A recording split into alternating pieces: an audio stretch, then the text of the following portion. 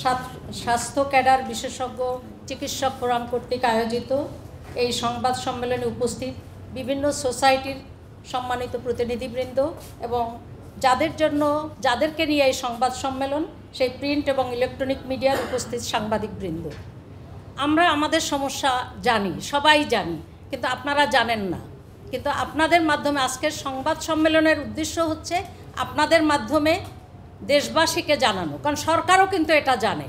সরকার জানে না সেটা না, সরকার জানে, কিন্তু দেশবাসীকে জানাতে হবে যে আমাদের ডাক্তারদের সমস্যাটা কোথায়। আমাদের আজকের এই যে সংবাদ সম্মেলনের মূল বিষয় হচ্ছে, আপনারা বিভিন্ন জনের বক্তব্য শুনেছেন, আমাদের সোসাইটি আছে, মোর দ্যান 60 সোসাইটি আছে, সবাই কিন্তু আমাদের এই প্রোগ্রামের সাথে একাত্মতা ঘোষণা করেছেন। এবং এখানে যেটা আমাদের কাজ হচ্ছে মেইনলি যে বাংলাদেশের চিকিৎসা সেবা এবং চিকিৎসা শিক্ষার মান উন্নয়ন, এটা হচ্ছে আমাদের প্রথম কথা।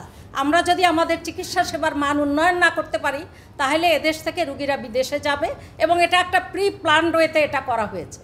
আমি এটা বিশ্বাস করি মনে প্রাণে যে গত 15 বছর এই কাজটি করা হয়েছে যাতে করে এখান থেকে রুগীরা বাইরে গিয়া চিকিৎসা সেবা নেয়। দ্বিতীয় যেটা হচ্ছে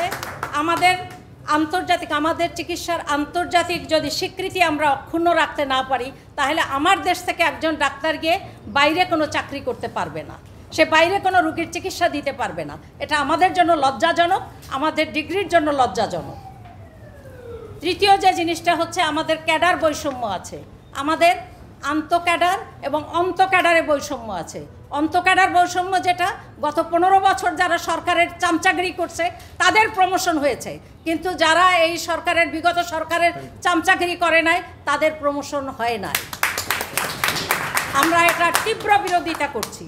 ফাইনালি যেটা আমরা বলছি, অন্তঃক্যাডার যেমন অন্য ক্যাডারের সাথে এই যে স্বাস্থ্য ক্যাডারের যে বৈষম্য, এটা তো আমরা মেনে নিতে পারি না। সব ক্যাডারে প্রমোশন হচ্ছে। একটা ডাক্তার হইতে গেলে তার 5 বছর তাকে মেডিকেল কলেজে পড়াশোনা করতে হয়, তারপর তার ইন্টার্নশিপ শেষ করতে হয়, তারপর তাকে পোস্ট গ্রাজুয়েশন করতে হয়। তার মানে একটা পোস্ট গ্রাজুয়েশন যখন একজন ডাক্তার করে তখন তার বয়স 40 বছর হয়ে যায়। তারপরে সে বসে আছে বছরের পর বছর। কোথায় তার পোস্টিং হচ্ছে? উপজেলা লেভেলে, ডিস্ট্রিক্ট লেভেলে। খুব ভালো কথা, আপনারা মেডিকেল কলেজ বানিয়েছেন, নতুন মেডিকেল কলেজ বানিয়েছেন। সেখানে যেটা সরকারের যে নিয়ম নীতি, একজন প্রফেসর, তার আন্ডারে 2 জন অ্যাসোসিয়েট প্রফেসর, তার সাথে 4 জন অ্যাসিস্ট্যান্ট প্রফেসর থাকতে হয়। এটাই হচ্ছে চাকরির নিয়ম।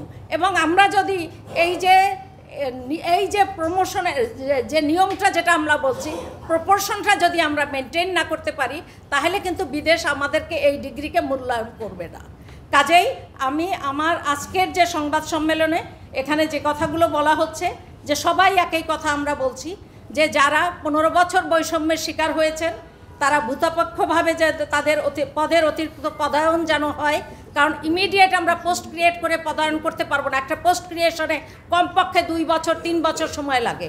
কাজেই এদেরকে ভূতপক্ষভাবে পদের অতিরিক্ত পদায়ন করতে হবে এবং এদেরকে সুপার নিউমারারি পদায়ন করতে হবে।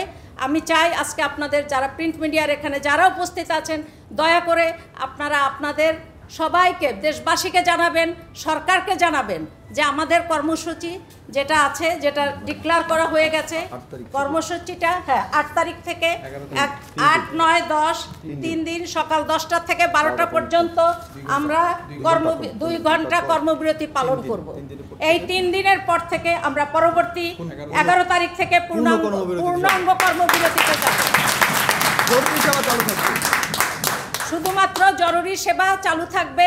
আমরা চাই আপনারা আমাদের দেশবাসীকে তথা সরকারকে সঠিক তথ্যটা দিয়ে আমাদেরকে হেল্প করেন, আমাদের সম্মান রক্ষা করেন। আমরা সম্মানের সাথে আমাদের কাজগুলো যাতে করতে পারি, মানুষের যেন সেবা করতে পারি, সেই সুযোগটা আমাদেরকে দিবেন। ধন্যবাদ সবাইকে।